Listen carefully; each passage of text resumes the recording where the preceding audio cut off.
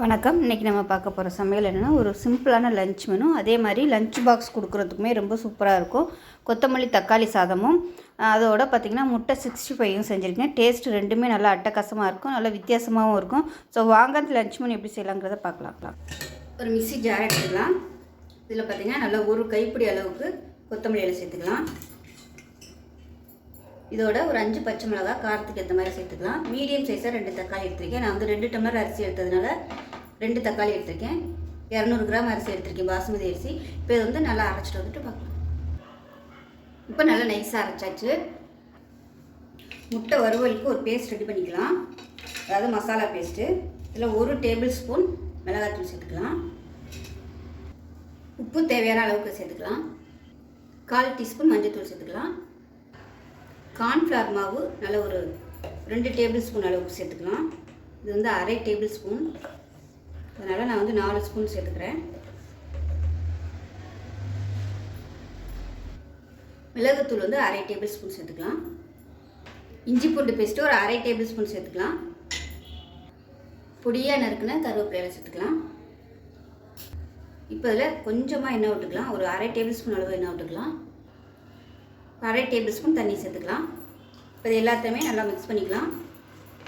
வந்து முட்டையில் வந்து தடவுற அளவுக்கு வச்சுக்கணும். தண்ணி பத்தலைன்னா கொஞ்சம் சேர்த்துக்கோங்க.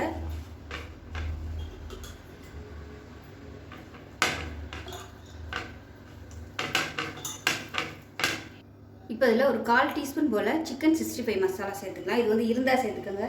சேர்த்திங்கன்னா உங்களுக்கு நல்ல ஃப்ளேவராக இருக்கும், அதுக்காக தான். இப்போ இது எல்லாமே நல்லா மிக்ஸ் பண்ணிவிட்டு இந்த அளவுக்கு வச்சுக்கோங்க. இப்போ வந்து ஒரு 6 முட்டை வந்து நான் வேக விட்டு இந்த மாதிரி கட் பண்ணி வச்சுருக்கேன். இப்போ வந்து இந்த முட்டையில் வந்து நம்ம எல்லாத்தையும் நல்லா தடவி ஊற வச்சுக்கலாம். ஒரு 10 நிமிஷம் ஊறிச்சுன்னா போதும். நல்லா 2 சைடும் தடவி விட்டுக்கலாம்.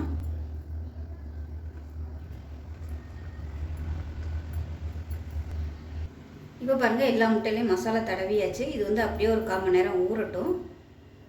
ஃப்ரிட்ஜ் இருந்துச்சுன்னா கூட நீங்கள் ஃப்ரிட்ஜில் வந்து கீழே வச்சுட்டிங்கன்னா உங்களுக்கு நல்லா அந்த மசாலா எல்லாமே நல்லா செட் ஆகிடும். இப்போ ஒரு குக்கர் எடுத்துக்கலாம். அதில் தேவையான அளவுக்கு எண்ணெய் சேர்த்துக்கலாம். இப்போ எண்ணெய் சூடானதும் கரம் மசாலா எல்லாமே சேர்த்துக்கலாம். பிரியாணி இலை, 1 டீஸ்பூன் சோம்பு, பட்டை, கிராம்பு, ஏலக்காய் எல்லாம் சேர்த்துக்கலாம். இதோட ஒரு 7-8 முந்திரி பருப்பு சேர்த்துக்கலாம். மீடியம் சைஸாக பெரிய வெங்காயம் நீளமாக கட் பண்ணி சேர்த்துக்கலாம்.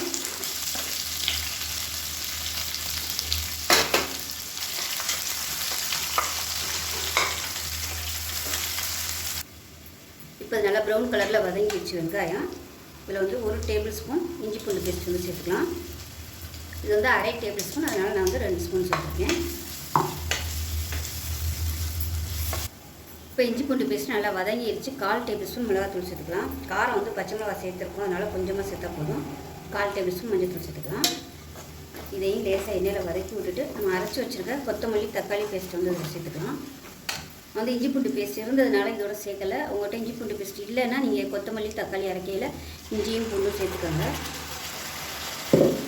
இது நல்லா வதங்கி எண்ணெய் பிரியணும். இப்போ உப்பு சேர்த்துக்கலாம். இப்போ பாருங்கள், மசாலா எல்லாமே நல்லா வதங்கி ஓரம்லாம் எண்ணெய் விட ஆரம்பிச்சிருச்சு. இந்த அளவுக்கு நல்லா வதக்கிக்கோங்க மீடியமான ஃப்ளேமில். வந்து நான் 1 டம்ளர் அரிசிக்கு 3 டம்ளர் தண்ணி வந்து சூடு பண்ணி வச்சுருக்கேன். இப்போ வந்து சுடு தண்ணி சேர்த்துக்கலாம். நான் வந்து 2 டம்ளருக்கு 3 டம்ளர் தண்ணி சூடு பண்ணி வச்சுருக்கேன். நல்லா கலந்துக்கலாம்.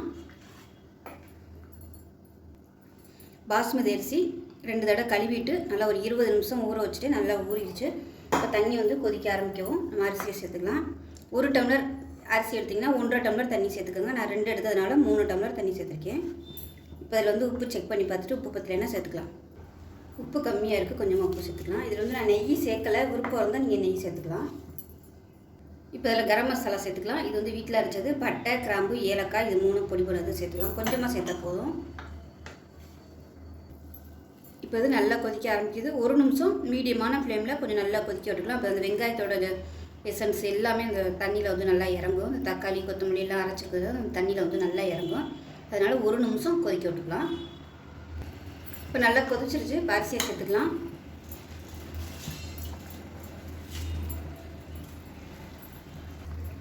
லைட்டாக கலந்து விட்டுக்கலாம்.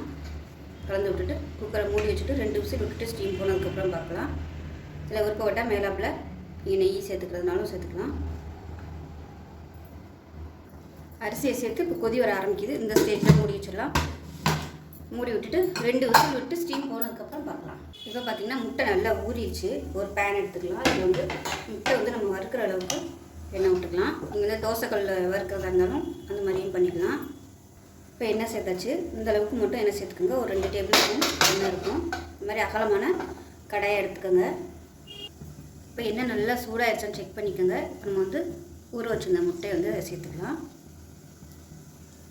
ஃபஸ்ட்டு பொடையில் இந்த மாதிரி கமுத்தி விட்டு போட்டுக்கோங்க. அதுக்கப்புறமா நம்ம திருப்பி விட்டுக்கலாம்.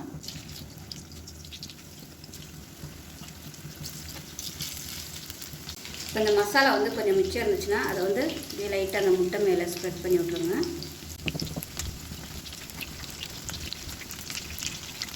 அடுப்பு வந்து கொஞ்சம் நல்லா மீடியமாக இருக்கட்டும். இப்போ வந்து ஒரு 2 நிமிஷம் ஆனதுக்கப்புறம் எல்லாத்தையும் திருப்பி விட்டுக்கலாம். திருப்பி இந்த சைடு நல்லா ரோஸ்ட் ஆகட்டும். பாருங்கள், இந்த மசாலா வந்து நல்லா அந்த முட்டை மேலே கொட்டாயி சூப்பராக வந்துட்டு பாருங்க. ஒரு 2 ஸ்பூன் வச்சுக்கோங்க. 2 ஸ்பூன் வச்சுட்டு திருப்பி விட்டுக்கோங்க.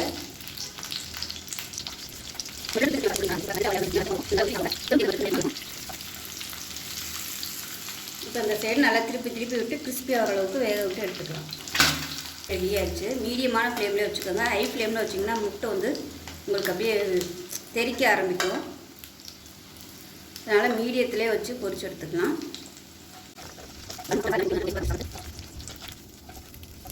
பாருங்கள், அருமையான முட்டை 65 சூப்பராக ரெடி ஆயிடுச்சு. இப்போ பாருங்கள், ஒரு அருமையான ஒரு சிம்பிளான லஞ்ச் பாக்ஸ் கொடுக்குறதுக்கும் சூப்பராக இருக்கும். ஸோ இது மாதிரி செஞ்சு பாருங்கள். செஞ்சு பார்த்துட்டு எப்படி வந்துச்சுங்களா சொல்லுங்கள். வீடியோ பிடிச்சிச்சின்னா லைக் பண்ணுங்கள், கமெண்ட் பண்ணுங்கள், சேனலை சப்ஸ்கிரைப் பண்ணுங்கள், பக்கத்தில் உள்ள பெல் பட்டனையும் ப்ரெஸ் பண்ணுங்கள். நன்றி.